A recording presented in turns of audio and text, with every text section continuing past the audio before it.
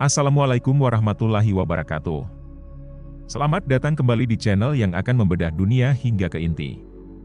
Di mana pada kesempatan kali ini kita akan membahas tentang ban kulit dan pencurian organ korban terbunuh Palestina oleh Israel. Seperti yang telah banyak beredar, tentara Israel telah menahan tubuh-tubuh puluhan warga Palestina yang tewas selama genosida di jalur Gaza yang dimulai pada 7 Oktober. Euromed Human Rights Monitor, sebuah organisasi perlindungan hak asasi manusia, telah mendesak pembentukan Komite Penyelidikan Internasional Independen untuk mengusut dugaan pencurian organ. Puluhan jenazah ini diambil dari Kompleks Medis Al-Shifa dan Rumah Sakit Indonesia di utara jalur Gaza. Serta jenazah lainnya dari sekitar jalur aman yaitu di Jalan Salah Al-Din yang ditetapkan untuk orang-orang yang mengungsi ke bagian tengah dan selatan jalur Gaza. Bahkan untuk para jenazah juga diambil dan digali oleh tentara Israel di kuburan massal di salah satu halaman Kompleks Medis Al-Shifa. Hal ini tentu mencurigakan karena pastinya kita bertanya-tanya untuk apa mereka mengambil jenazah tersebut. Hal ini mengarah pada kemungkinan pencurian organ dari jenazah. Berdasarkan laporan dari para profesional medis di Gaza yang memeriksa beberapa jenazah setelah pembebasan mereka menemukan bukti pencurian organ, seperti koklea dan kornea yang hilang, serta organ vital lainnya seperti hati, ginjal, dan jantung. Hal ini juga dikonfirmasi oleh Dr. Ranjit Brar, yang konsultan ahli bedah vaskular endovaskular di Sheffield Vascular Institute. Beliau menambahkan bahwa pencurian organ itu kemungkinan terkait dengan kepemilikan ban kulit atau skin ban terbesar di dunia oleh Israel. When they've returned to them, they've had organ harvesting, so they've seen the evidence it happens. Israel itself has said, for example, that they have the largest skin bank throughout the world.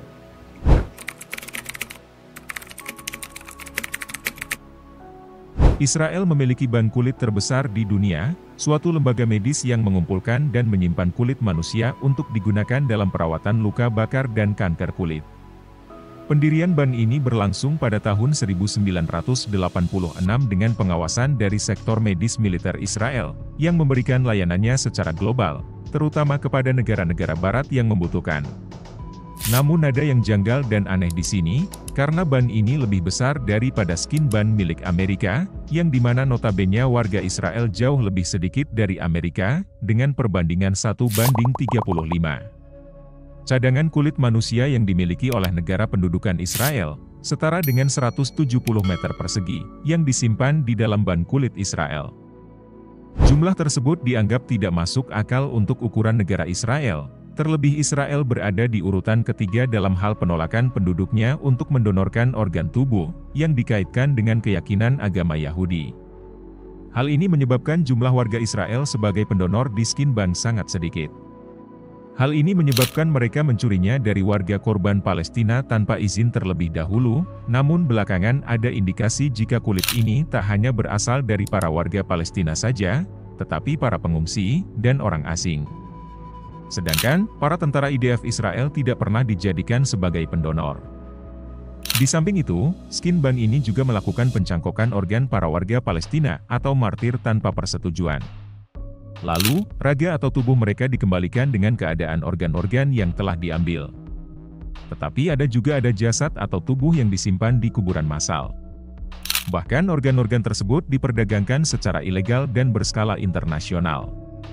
Para IDF Israel tidak pernah menjadi pendonor di ban kulit karena dalam Yudaisme dan Islam, tubuh harus dimasukkan ke dalam tanah seutuhnya. Israel juga tahu hal tersebut merupakan bagian dari agama Islam, namun mereka hanya melihat warga Palestina bukan sebagai manusia.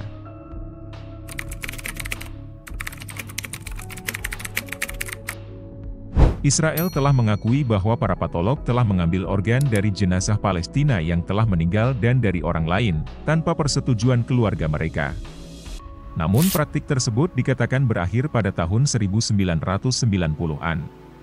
Pengakuan itu diutarakan oleh mantan Kepala Institut Forensik Israel.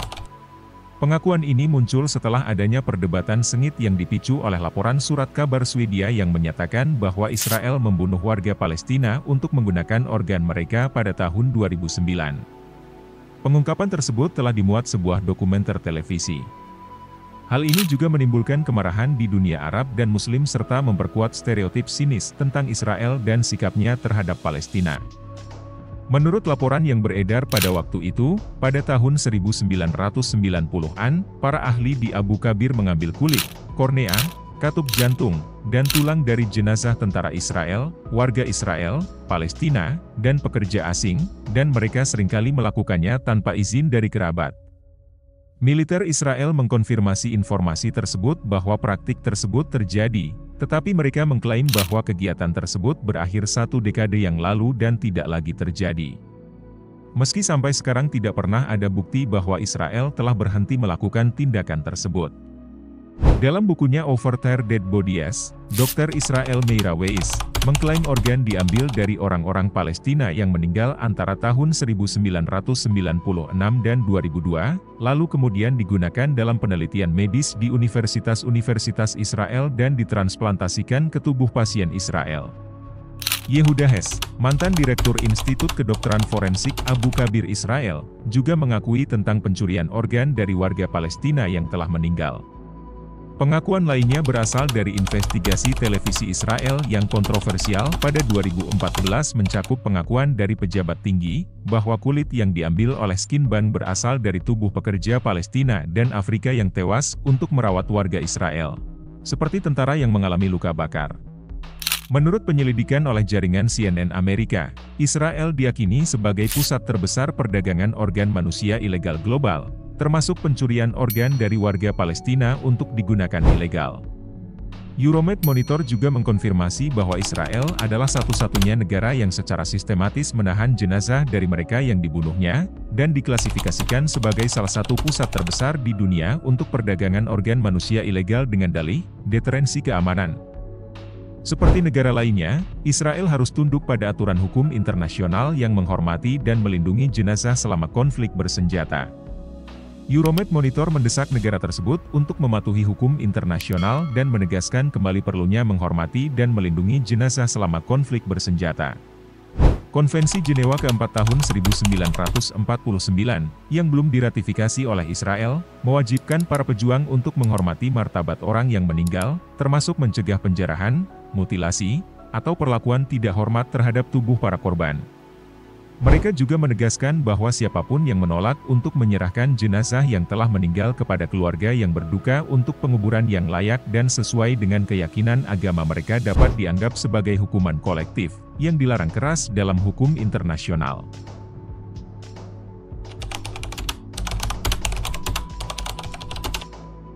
Beberapa jenazah telah dikembalikan oleh Israel, namun dari beberapa yang dikembalikan Israel dilaporkan berada dalam kondisi tidak utuh, lantaran organnya diduga telah diambil oleh penjajah Israel. Pengembalian jenazah korban kebiadaban Israel itu dikonfirmasi oleh sumber-sumber Kementerian Kesehatan Palestina di jalur Gaza. Kondisi sebagian jenazah sudah tidak utuh lagi, bahkan ada yang sudah membusuk. Menurut laporan kantor media pemerintah Gaza, kondisi yang tidak utuh ini dikarenakan penjajah yang berdalih ingin memastikan tidak ada sandera, telah memutilasi dan bahkan mengambil organ-organ dari mayat tersebut. Otoritas Gaza telah mendesak untuk dilakukannya penyelidikan internasional terhadap Israel. Hal ini dilakukan usai pemerintah di Gaza, Palestina, menuduh Israel mencuri organ tubuh dari jasad warga Palestina. Mereka juga menuding tentara Israel mengulangi tindakan serupa selama perang yang sedang berlangsung di Gaza.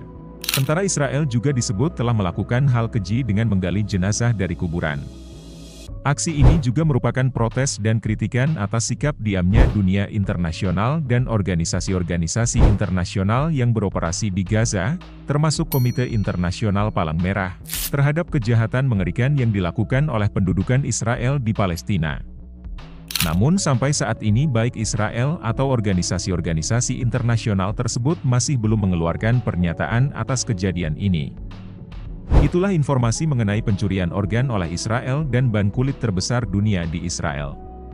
Mari kita doakan saudara-saudara kita di Palestina, agar mereka semua dalam perlindungan Allah Subhanahu wa Ta'ala. Semoga video ini bisa menambah wawasan bagi kita semua.